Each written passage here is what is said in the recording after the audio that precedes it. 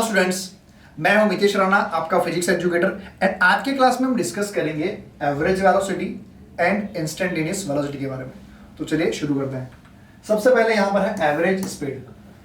अब average speed क्या होता है, तो समझो कि यहां पर एक ए पोजीशन से कोई इंसान कार लेकर बी तक पहुंच रहा है और ए से बी का जो डिस्टेंस है वो है 100 किलोमीटर और ये डिस्टेंस कवर करने के लिए उसको टाइम लगता है 2 आवर।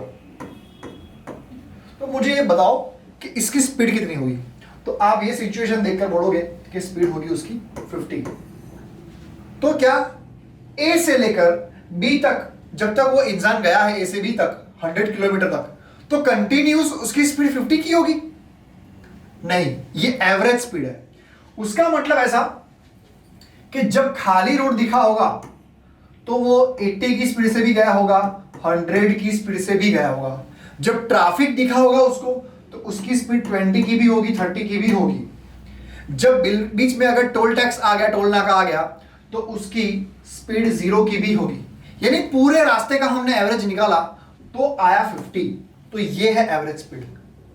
ओके, और ये जो 50 है वो एवरेज स्पीड है। तो एवरेज स्पीड होता कैसे है? तो एवरेज स्पीड होता है path length upon time interval. Path length आप यहां पर देखोगे तो कितना है, तो ये है 100 किलोमीटर और टाइम इंटरवल कितना है, 2 घंटे का। यानी कि हम ऐसा करेंगे, जो स्पीड है उसको हम v से डिनोट करते हैं। ओके, पाथ लेंथ को हम x से और टाइम को t से। तो हमें ऐसा करना है कि x के बदले पाथ लेंथ 100 रखनी है, यहां पर 2 घंटे, तो 50 निकालेंगे। तो ये जो 50 निकलेंगे वो क्या होगा, एवरेज स्पीड होगी। ठीक है, एवरेज स्पीड। क्लियर है? नेक्स्ट इसके बाद देखते हैं तो एवरेज वेलोसिटी। एवरेज वेलोसिटी क्या होता है, तो समझो यहां पर कोई एक पोजीशन है x1, यहां से कोई इंसान कार लेकर निकलता है और यहां से वो जाता है t1 टाइम पे, वो यहां से निकलता है और यहां जाता है x2 पोजीशन पर, और यहां पहुंचने के लिए उसको टाइम लगता है t2। तो जो वेलोसिटी होगी उसको क्या बोलोगे, velocity v is equal to, तो यहां x1 से x2 तक हम क्या बोलेंगे, डिस्प्लेसमेंट। ठीक है, डिस्प्लेसमेंट अपॉन टाइम इंटरवल। यानी कि ये जो x1 और x2 का डिस्टेंस है उसका डिफरेंस कितना होगा, डेल्टा x, और t1 और t2 टाइम का डिफरेंस क्या होगा, डेल्टा t। तो हम वेलोसिटी क्या लिखेंगे, delta x upon delta t। उसका मतलब हुआ x2 माइनस x1 और t2 माइनस t1। ओके, यानी कि एवरेज स्पीड क्या होगा, तो displacement upon time interval. Okay, displacement कहां तक का, तो x1 से x2 तक का डिस्प्लेसमेंट।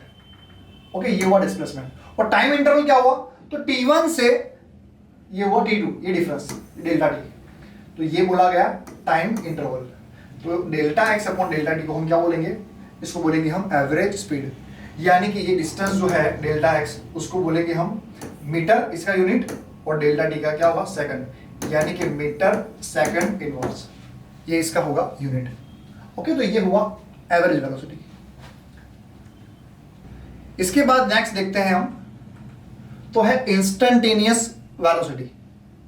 इंस्टेंटेनियस वेलोसिटी क्या होता है, तो समझो कि एक एग्जांपल मैं आपको दे रहा हूं कि इंस्टेंटेनियस वेलोसिटी मतलब कि कोई इंसान ये जगह से कार लेकर जा रहा है, मान लो कि 10 बजे ये पोजीशन से वो कार लेकर जा रहा है और उसको जाना है ये बी जगह पर, ए से कोई ये बी जगह पर जाना है।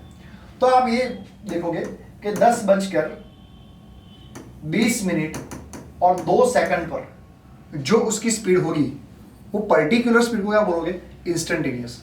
यानी कि एग्जैक्ट टाइम पर जो स्पीड होगी वो।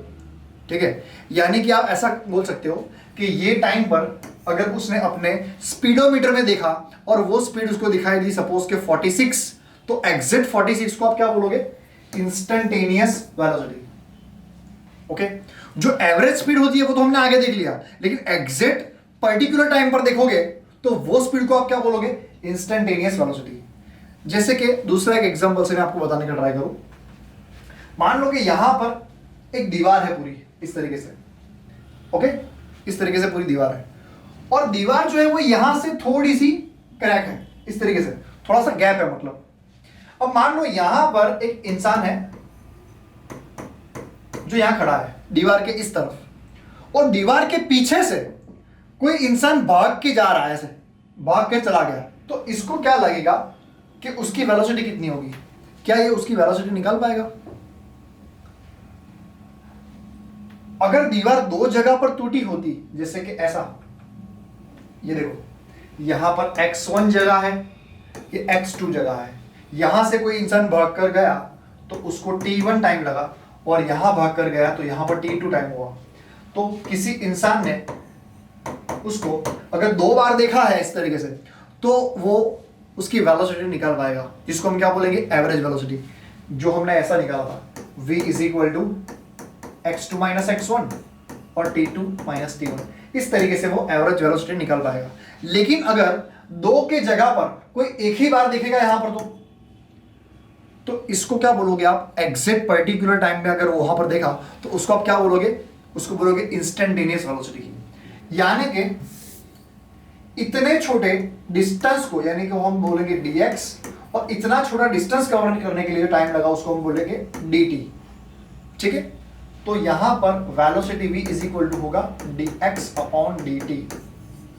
ठीक है, तो dx अपॉन dt, यानी एग्जैक्ट उतना छोटा इंटरवल जो है वो कवर करने के लिए जो टाइम लगा उसको हम dt बोलेंगे, और उतने छोटे डिस्टेंस को हम बोलेंगे dx।